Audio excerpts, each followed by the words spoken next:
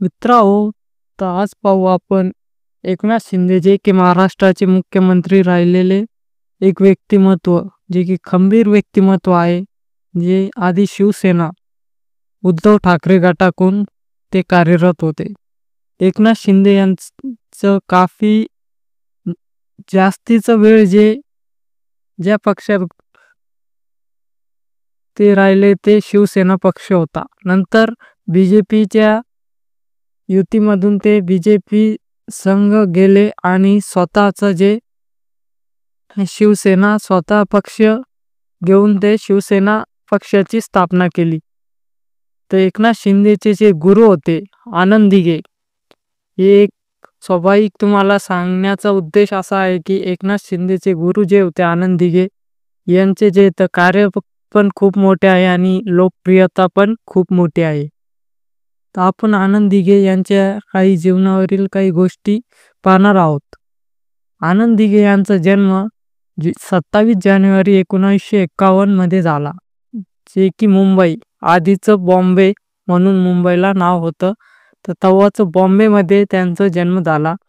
ते राजकारणी आणि सामाजिक कार्यकर्ता होते. शिवसेनाचे जे ठाणे जिल्हा आहे शिवसेनेचा गड मानला जायचा, तिथून ते उमेदवारी लढायचे. त्यांचे काही अनेक अनुयायी होते. त्याच्यात नरेश म्हस्के, राजन विचारे आणि एकनाथ शिंदे असे त्यांचे प्रमुख अनुयायी असत, ज्यांच्या विचारातून हे 3-4 व्यक्तिमत्व महाराष्ट्रामध्ये खूप फेमस झाले. आनंद दिघे यांचा जन्म आपटा येथे झाला, जे की मुंबई राज्यात आहे. मृत्यू 26 ऑगस्ट 2001 मध्ये झाला. त्यांच्या मृत्यूची खूप गोष्टी अशा आहेत त्यांच्या मृत्यूबद्दल जे सांगण्यात काही रस नाही. पण त्यांचा मृत्यू एका कार ॲक्सिडेंट मुळे झाला आणि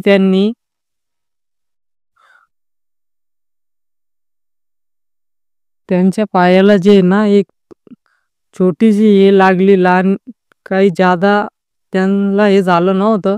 पण त्यांचे काही समर्थक म्हणायचे त्यांना हॉस्पिटलमध्ये ठेवण्यात आले होते आणि त्यांच्या औपचारिकतेमुळे डॉक्टरांची हलगर्जीमुळे जे तर त्यांचा मृत्यू झाला असं त्यांचे अनुयायी म्हणायचे.